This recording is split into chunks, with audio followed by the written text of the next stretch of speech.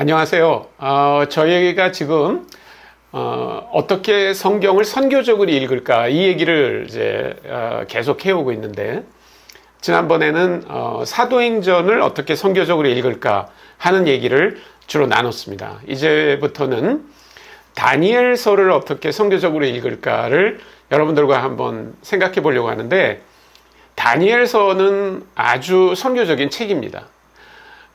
그런데 우리가 선교적으로 다니엘서를 읽지 못하는 몇 가지 이유가 있는데, 하나는 우리가 주일학교 때 다니엘 그러면 언제나 믿음이 좋아서 사자굴에 들어갔다 나왔다 이런 얘기가 우리 생각을 사로잡고 있어요. 그래서 그렇게 보려고만 하기 때문에 다니엘서가 굉장히 선교적인 책임에도 불구하고 그렇게 보이지 않는다는 겁니다. 또 하나는 다니엘이 외국에서 성공한 사람이다, 이런 이제 프레임이 있어요. 그래서 보통 미국 교포들 자녀들 보면 다니엘이라는 이름을 가진 자녀들이 굉장히 많아요. 김다니엘, 이다니엘, 박다니엘 이렇게 다니엘이라는 이름을 지어주는데, 아마도 외국에 나와서 고생하면서 잘하지만 그러나 다니엘처럼 성공한 사람이 되라, 아마 이런 부모님들의 바람이 이름에 있는 게 아닌가 이렇게 생각을 합니다. 그러나 다니엘이라고 하는 책은 다니엘이 주인공이 아니라 하나님이 주인공입니다. 하나님이 다니엘서에서 어떻게 자신을 이방 민족들에게 나타내는가라고 하는 게 더 분명한 그림인데, 우리가 그 그림을 보지 못한다는 겁니다. 먼저 다니엘서는 1장부터 12장까지 12개 장으로 되어 있는데요. 이 책이 쓰여진 언어가 두 개라는 사실을 우리가 알아야 됩니다. 1장은 히브리어로 써 있어요. 그리고 2장부터 7장까지는 아람어로 써 있어요. 그리고 다시 8장부터 12장까지는 히브리어로 돼 있어요. 굉장히 재밌잖아요. 누가 이렇게 책을 쓸까요? 어떤 사람들은 그렇기 때문에 이 다니엘서가 나중에 두 개의 책이 합쳐진 거다, 짜집기란 거다, 이렇게 얘기하는 사람들이 있는데, 그렇지 않습니다. 다니엘서는 1장부터 12장까지 완벽한 구성을 갖고 있는 책이에요. 그래서 그렇게 말할 수가 없습니다. 그런데 만약에 제가 이제 책을 쓴다 그러면 1장은 우리말로 쓰고 한국말로 쓰고, 2장부터 7장까지는 영어로 쓰고, 만약에 8장부터 12장까지를 다시 우리말로 쓴다 그러면 어떤 의도를 갖고 있을까요? 자, 우리말은 누가 알까요? 한국 사람들이 알죠. 그러니까 굉장히 제한된 사람들이 1장과 그 다음에 7장, 8장부터 12장까지를 볼 수 있다는 얘기입니다. 그런데 만약에 2장부터 7장을 제가 영어로 썼다는 얘기는, 영어는 일종의 국제어잖아요. 그러니까 전 세계에 있는 모든 사람들이 내 책을 보고 내 책 안에 있는 내용을 깨닫게 할 것이다, 이런 의도가 있다는 겁니다. 그러면 그 당시에 히브리어는 어떤 언어입니까? 히브리어는 유대인들 밖에는 모르는 언어입니다. 반면에 아람어는 당시 근동 지역에서 공용어로 쓰이던 언어였어요. 그러니까 요즘 영어 같은 그런 언어죠. 그래서 우리가 이 아람어로 쓰여 있는 부분은 마치 다니엘서에서 국제적으로 이 내용이 알려져야 되겠다고 하는 의도로 삽입된 것 같은 그런 내용이라는 거예요. 한 저자가 썼지만 아주 의도적으로 이 내용은 모든 사람들이 알아야 되겠다라고 이야기한 거라는 겁니다.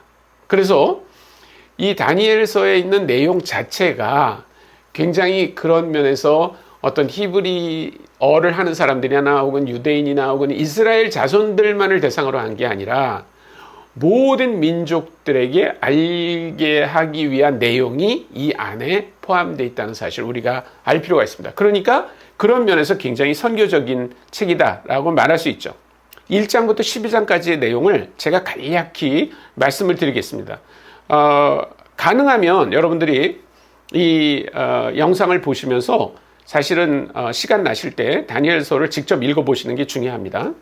자, 1장은 어떤 얘기가 있냐면 다니엘과 그 친구들이 느부갓네살 왕이 유대를 멸망시킨 다음에 바벨론으로 끌려가는 이야기가 나옵니다. 그래서 그들이 그곳에 가서 그 느부갓네살 왕의 궁전에서 부하로 섬기는 것을 볼 수 있습니다.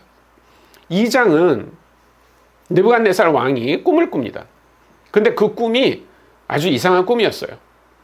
그래서 그 느부갓네살 왕이 그 꿈을 해석해 달라고 많은 사람들한테 얘기하는데 그 꿈의 내용을 알려주지 않았어요.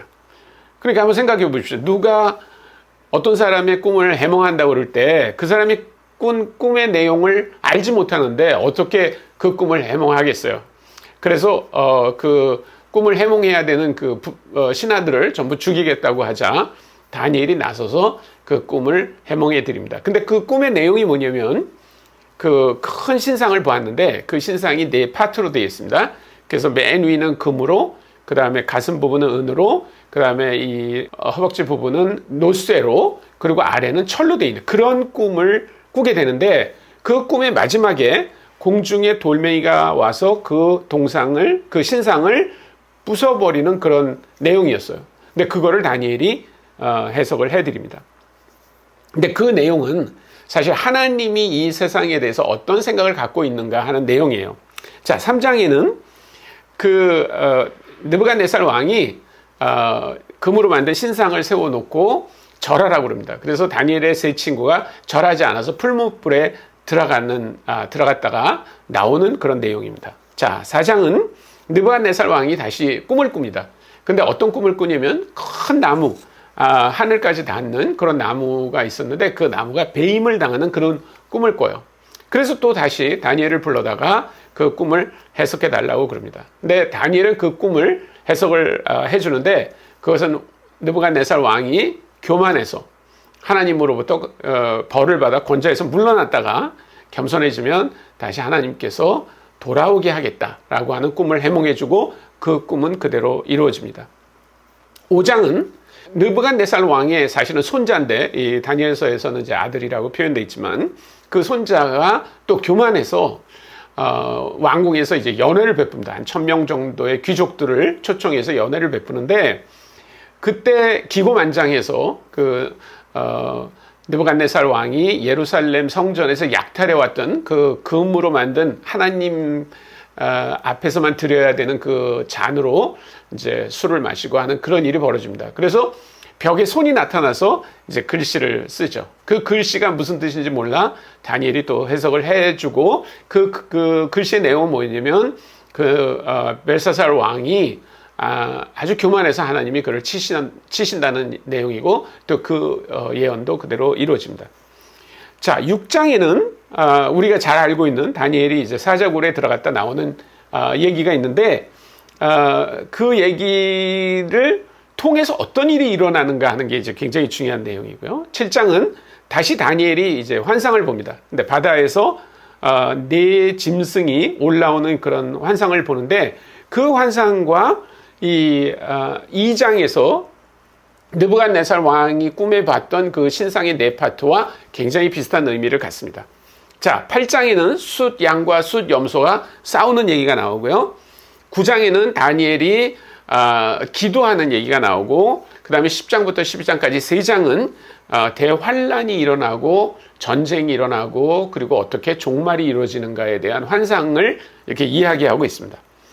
자, 이 12개를 많은 사람들은 어떻게 얘기하냐면 1장부터 6장까지는 그래도 이제 어떤 일들이 일어난 사건들이라고 해서 사건으로 보고 7장부터 12장까지는 그냥 환상이라고 얘기하는데 그렇게 얘기하는 것은 아까 얘기한 2개의 언어로 다니엘서가 구성되어 있다고 하는 것을 설명하기가 그렇게 쉽지 않아요. 그래서 저는 지금 보시는 것처럼 1장, 그 다음에 2장 밑에 3장, 3장 밑에 4장, 4장 옆에 5장, 5장 위에 6장, 6장 위에 7장, 그리고 8장부터 12장까지를 옆으로 이렇게 그려봤어요. 그렇게 하면 지금 우리가 이야기하고 있는 이 아람어로 된 파트가 6개의 그 블락을 이렇게 쌓아놓은 것처럼 되죠. 예. 그래서 그 내용을 이제 앞으로 주로 다루겠습니다. 그래서 저는 1장과 그 다음에 8장부터 12장까지 히브리어로 된 파트는 나중에 기회가 되면 또 다루기로 하고, 아까 말씀드린 것처럼 아람어로 구성되어 있는 이 6개의 파트에 대해서 여러분에게 계속 말씀을 드리도록 하겠습니다. 감사합니다.